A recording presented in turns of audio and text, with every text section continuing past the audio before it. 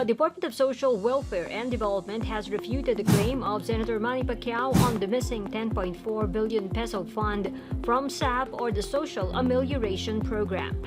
Yan po, gusto kong itanong sa DSWD.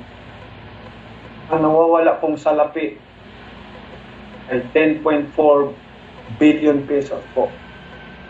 Nasaan po napunta ang limpak-limpak na ayuda? In a statement, DSWD said the agency is ready to face any investigation into Pacquiao's allegation.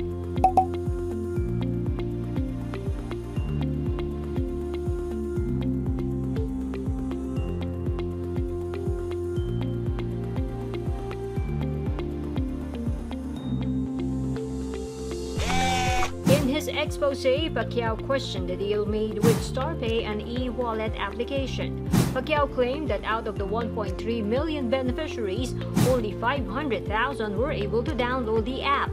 Anong nangyari sa 1.3 million katao na hindi naka-download ng StarPay app?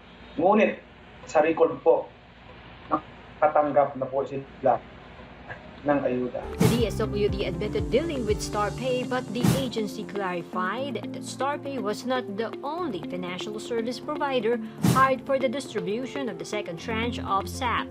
DSWD added it enlisted the help of the Bangko Sentral ng Pilipinas in identifying the FSPs.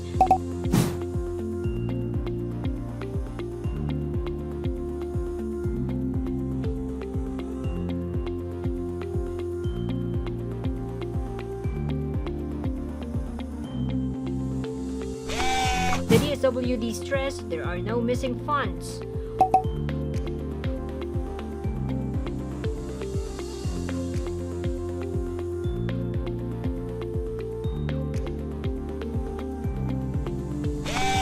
When their services were terminated in April 2021, all FSPs, including StarPay, refunded the DSWD.